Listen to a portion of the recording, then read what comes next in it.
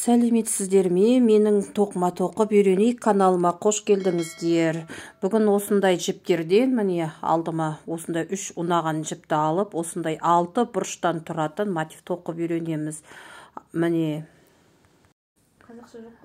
қыздар енді осы жерден міне 4 ілмек бізбен 4-теуін жоғары қарай тоқып алғашқы столбигіміз тоқып аламыз. Одан кейін бұның өзін санап қосқан кезде ары қарай 17 жалпы 18 столбики с двумя накидами болып шығады. Міне көрдіңіздер ме?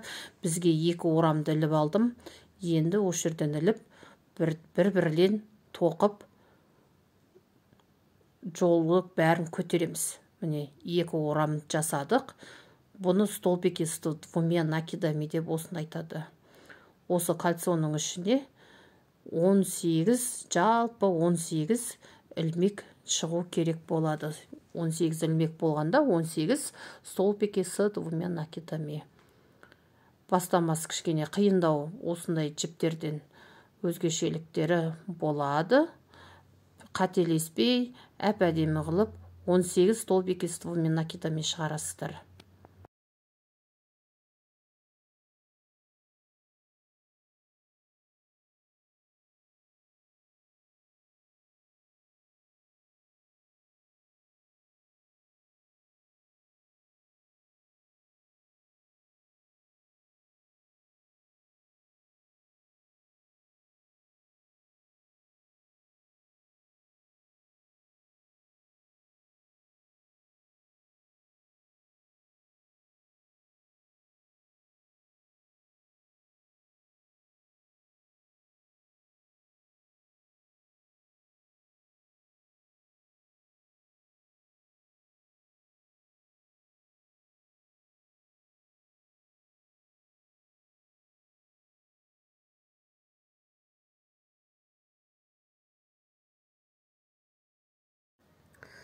Міне қыздар, мына жерде 18 столбики с накидом шықты отыр.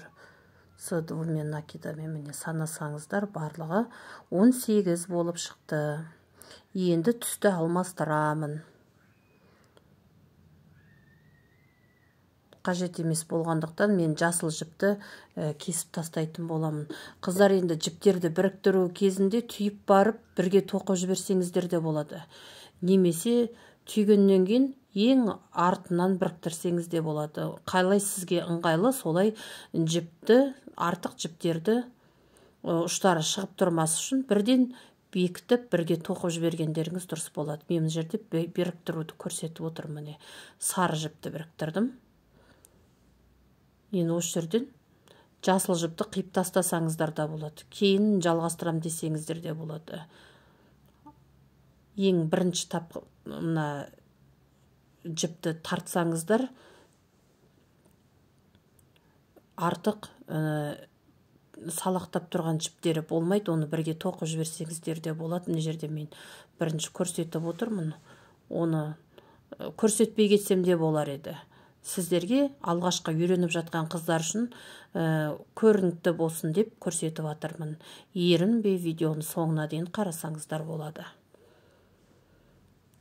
Мықты шебер қыздар әрине бұндайды көрсете бермейді. Алғашқы мына жіпті тартсаңыздар, ұшы дөңгелектенген ұшы, міне қаттырақ тартсаңыздар, сол жерде кішкене не қалмайды, тесік қалмайды. Артығын ішіне тығыңқырап жоқ қыла саласыздар.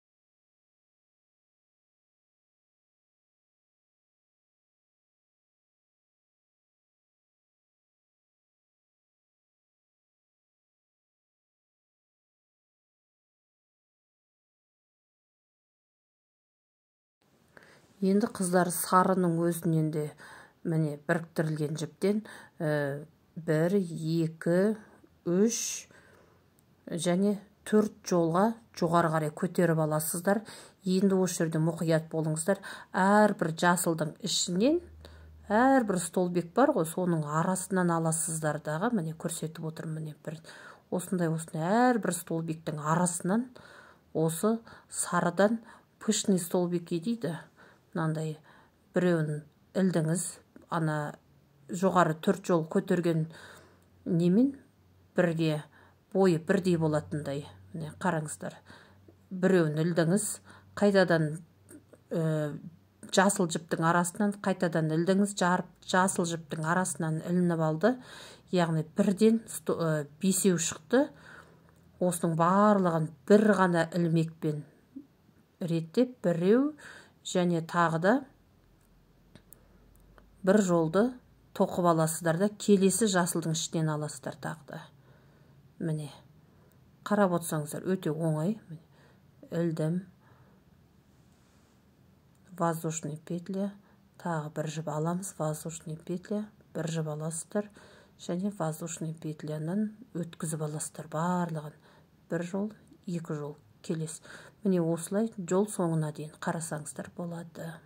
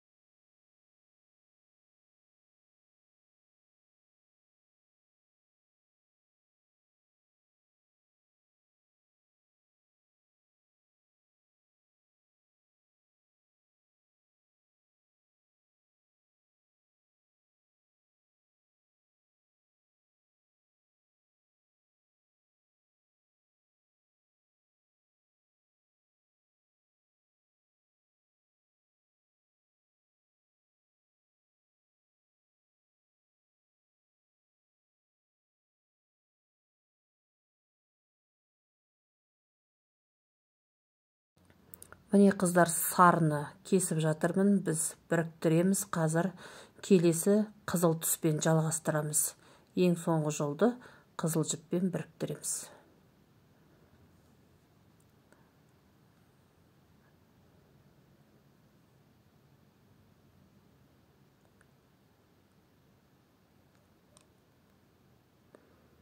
Бұл қызыл жіпті біріктіргеннен кейін қыздар бұл жерде қайтадан столбики с двумя накидами шығады.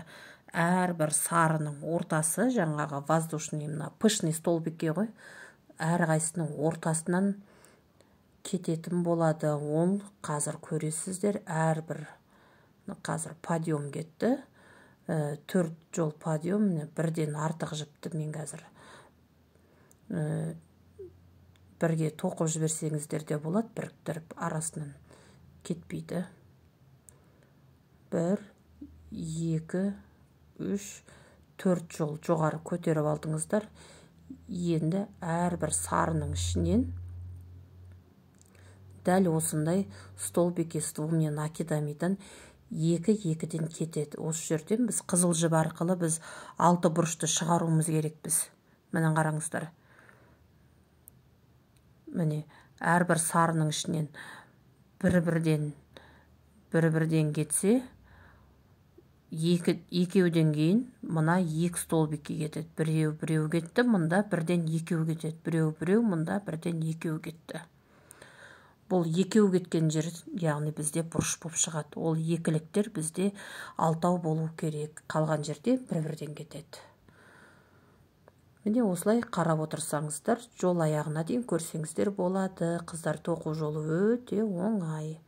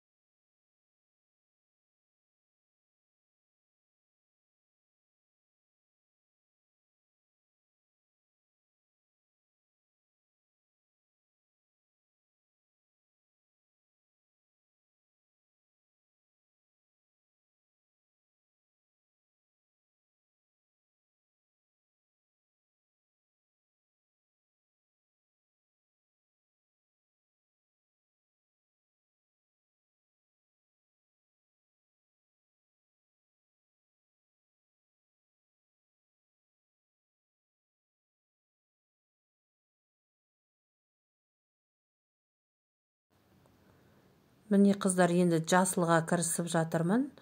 Жасылды да дәл солай көрсеңіздер болады. Столбики с двумя накидами кетеді. Бұрыш шыққан жерден екеуі кетеді.